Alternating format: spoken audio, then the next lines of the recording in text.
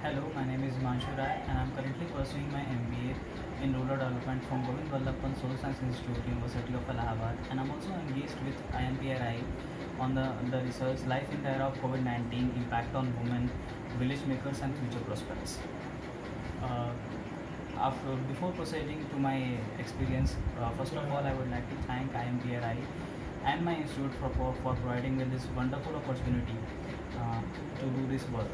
And talking about my experience of this work, we were provided a questionnaire that we have to fill through our respondents, and under which we have to cover different aspects of the women's living in village area, such like asset, facility, access, background information, ownership, gender differences, health and hygiene, government welfare schemes, hope, aspiration, challenges, and future prospects. And talking about my experience, the first of the thing that I would like to mention here, that even I also belong to the village area, but the first thing that I felt is the accessibility of the village woman in a village is quite difficult, because still there are some social hurdles that I have to face and that I have gone through while interviewing these women. And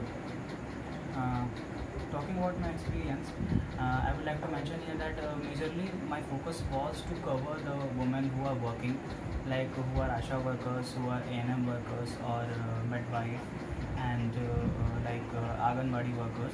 So the purpose behind covering that kind of women was that because they are having a little bit different lifestyle than a normal housewife, because these women are living in village area, and by living in village area they are stepping outside their homes and they are working and they are facing the outer world, they are facing the challenges, they are facing the men's society.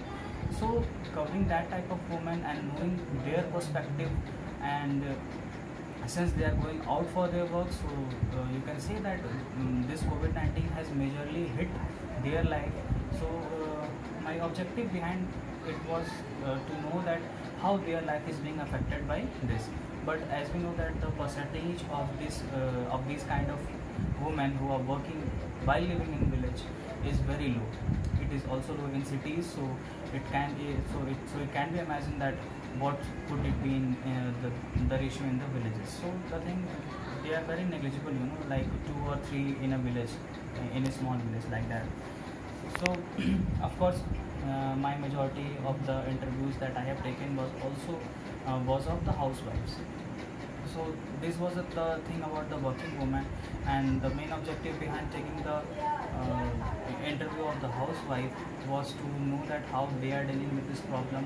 Of course, the one thing that I felt while interviewing them was that their life is not that much affected by COVID-19, but that this pandemic has affected everyone. So somewhere also in their mind they are having a fear that their loved ones can be get affected by this.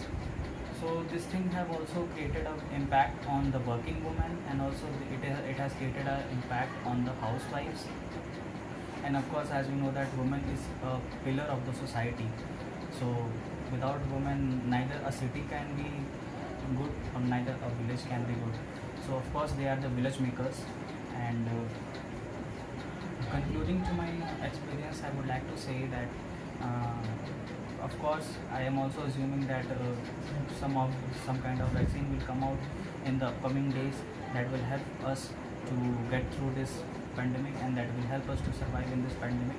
And the women's, and one of the thing that I would like to say here is that I feel that the women were happy about this pandemic was just because of one reason, that it has made everyone, it has compelled everyone to come to their home back, to come to their village back. So a lot of women who are having their husband in other cities for work, or their children for education purpose, they all have returned. So there is a kind of environment of a family gathering.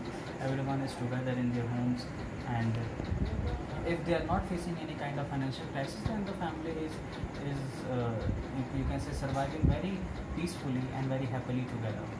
So this was all about my experience. Once again, I would like to thank IMPRI and my institute for providing this opportunity. Thank you so much.